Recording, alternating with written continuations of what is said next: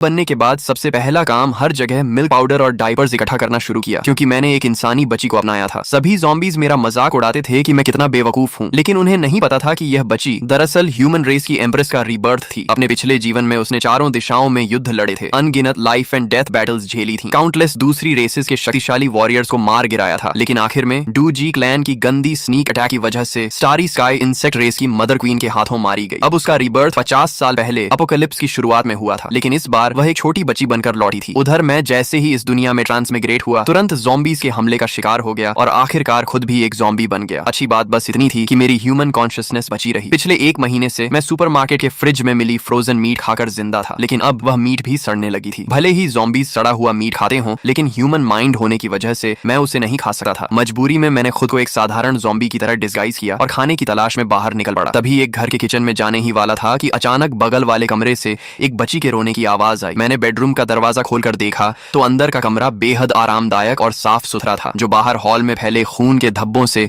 बिल्कुल उल्टा था। बिस्तर पर करीब 6-7 महीने की एक बच्ची जोर जोर से रो रही थी। लगता था उसके माता पिता ने अपनी आखिरी सांसों में बेडरूम का दरवाजा बंद करके उसे बचाने की कोशिश की थी। उसी समय यून रुओक्शुए पूरी तरह निराश हो चुकी थी। बड़ी मुश्किल से उसे रीबर्थ मिला था, लेकिन सबसे पहले अपने माता पिता की जगह उसने एक ज़ॉम्बी को देखा। वह पहले से ही काफी देर से भूखी थी, ऊपर से इस वक्त का भयानक डर, हंगर और फियर दोनों के असर से वह बेहोश हो गई। उस छोटी बच्ची को देखकर मैं हैरान रह गया। वह सिर्फ 5-6 महीने की थी, लेकिन उसकी आंखों में उदासी और बेबसी साफ दिखाई दे रही थी। किसी वजह से मुझे उससे अपनापन महसूस हुआ। हम दोनों ही बिना वजह इस दुनिया में आ गए थे और बदकिस्मती से अपोकलिप्स का शिकार बने थे। मेरी आंखों के सामने अचानक आई यह नई जिंदगी अंधेरे में चमकती एक उम्मीद जैसी लगी, जिसने मुझे जीने का नया मकसद दे दिया। इसलिए मैंने तय किया कि मैं इस छोटी बच्ची को पालूंगा। लेकिन तभी मुझे एहसास हुआ कि वह भूख की वजह से बेहोश हो चुकी है और कमरे में रखा मिल्क पाउडर का डिब्बा भी पूरी तरह खाली था। मैंने फैसला किया कि बाहर जाकर मिल्क पाउडर ढूंढ कर लाऊंगा। मैंने बेडरूम का दरवाजा अच्छी तरह बंद किया, बच्ची को अंदर सुरक्षित रखा और दरवाजे के सामने सोफा लगाकर ज़ॉम्बीज के अंदर आने का रास्ता रोक दिया। किचन में काफी तलाश करने के बाद भी कुछ काम का नहीं मिला, इसलिए मुझे ऊपर की मंजिलों पर जाना पड़ा। तीसरी मंजिल के कॉरिडोर में सूखे हुए काले भूरे खून के निशान फैले हुए थे। जमीन पर पहचान में न आने वाले बॉडी पार्ट्स बिखरे पड़े थे। बिल्डिंग का मेन डोर खुला होने के बावजूद वहां इतनी बदबू थी कि सांस लेना मुश्किल था। कॉरिडोर में कई अधूरे शरीर वाले ज़ॉम्बीज भी घूम रहे थे, लेकिन अब मैं इन सब का आदी हो चुका था और चुपचाप घरों की सर्च करता रहा। लगातार कई किचन खंगालने के बाद भी मुझे मिल्क पाउडर नहीं मिला, सिर्फ थोड़ा सा पूरी तरह न सड़ा हुआ रॉ मीट मिला। आखिर जब मैं 5वीं मंजिल के एक घर में पहुंचा तो वहां की महिला ज़ॉम्बी बन चुकी थी और उसने अपने ही बच्चे को खा लिया था। मैं कुछ पल के लिए खामोश हो गया। अगर वह छोटी बच्ची भी बेडरूम में बंद न होती तो शायद उसका अंजाम भी यही होता। आखिरकार खुले हुए मिल्क पाउडर के 2 डिब्बे और करीब 2 किलो ऐसा रॉ मीट ढूंढ लिया जो अभी तक पूरी तरह सड़ा नहीं था। यून रुओक्शुए बेहोशी में ही महसूस कर रही थी कि उसके मुंह में दूध डाला जा रहा है। उसने इंस्टिंक्ट से दूध पीना शुरू किया। एनर्जी मिलने के बाद उसने बड़ी मुश्किल से आंखें खोली, लेकिन उसने देखा कि वह मरी नहीं थी, बल्कि एक ज़ॉम्बी बिल्कुल नैनी की तरह चम्मच से उसे दूध पिला रहा था। अपने पिछले जीवन की यादों में उसने हमेशा ज़ॉम्बीज को सिर्फ खून के प्यासे मॉन्स्टर्स के रूप में देखा था। उसने तो खुद भी अपने ज़ॉम्बी बन चुके साथियों को खत्म किया था। उसके मन में ख्याल आया, क्या यह ज़ॉम्बी मुझे बड़ा करके बाद में खा जाएगा? मुझे नहीं पता वह छोटी बच्ची क्या सोच रही थी, लेकिन उसे दोबारा आंखें खोलते देखकर मैंने राहत की सांस ली। हालांकि वह काफी समय से भूखी थी, इसलिए एक कटोरी मिल्क पाउडर पिलाने के बाद भी उसका पेट नहीं भरा। मैं आदत से उसे कुछ कहने ही वाला था, लेकिन तभी याद आया कि मैं ज़ॉम्बी हूँ। जैसे ही बोलने की कोशिश की, मेरे मुंह से सिर्फ एक धीमी गुर्राहट निकली। मैं चुप हो गया और बिना कुछ बोले लगातार 3 कटोरी मिल्क पाउडर बनाकर उसे पिलाया, तब जाकर उसका पेट भरा। मैंने मन ही मन सोचा कि बच्चे को पालना सच में आसान नहीं है। अब से मुझे ज्यादा मिल्क पाउडर जमा करना होगा। अच्छी बात यह थी कि मिल्क पाउडर लंबे समय तक खराब नहीं होता। पेट भरने के बाद यून रुओक्शुए आराम से बेबी क्रिब में लेट गई। उसे यह सब बेहद अजीब लग रहा था। मेरे शरीर से निकलने वाली ऑरा साफ बता रही थी कि मैं अभी अभी ज़ॉम्बी बना था और सिर्फ एक बेहद कमजोर फर्स्ट स्टेज ज़ॉम्बी था। इतने लो लेवल का ज़ॉम्बी किसी भी हालत में इंटेलिजेंस नहीं रख सकता था, इसलिए वह समझ ही नहीं पा रही थी कि आखिर यह सब कैसे हो रहा है। लेकिन पिछले जीवन में अनगिनत लाइफ एंड डेथ बैटल्स लड़ चुकी एम्प्रेस होने के कारण वह धीरे धीरे शांत हो गई। उसके मन में डर अभी भी था, लेकिन उसने सोचा कि अगर यह ज़ॉम्बी सच में उसे खाना चाहता भी है तो कम से कम वह भूखी नहीं मरेगी। कई दिनों की भूख और डर से उसके नर्व्स पूरी तरह तनाव में थे, लेकिन अब राहत मिलने पर वह गहरी नींद में सो गई। मैं उस छोटी बच्ची का सोता हुआ चेहरा देखकर मुस्कुरा दिया। इस दुनिया में आने के बाद पहली बार मुझे शांति और सुकून महसूस हुआ, लेकिन कुछ महीनों की बच्ची को यहाँ अकेला छोड़ देना मतलब उसकी मौत तय थी, इसलिए मैंने उसे अपने साथ ले जाने का फैसला किया। ये 7 मंजिला पुरानी रेजिडेंशियल बिल्डिंग थी। दूसरी मंजिल बिल्कुल सुरक्षित नहीं थी, जबकि 7वीं मंजिल सबसे ऊपर होने की वजह से काफी सुरक्षित थी। शायद बिल्डिंग पुरानी होने के कारण यहाँ ज़ॉम्बीज ज्यादा नहीं थे, लेकिन जो थे वे बेहद भूखे थे। मैं उस छोटी बच्ची को लेकर खुलेआम घूमने की हिम्मत नहीं कर सकता था, इसलिए मैंने क्रोबार उठाया और रास्ते में मिलने वाले ज़ॉम्बीज को पीछे से चुपचाप खत्म करता गया। 7वीं मंजिल पर पहुंचकर मैंने उसे सुरक्षित रखा, फिर खुद नहाया और साफ कपड़े पहन ली। अब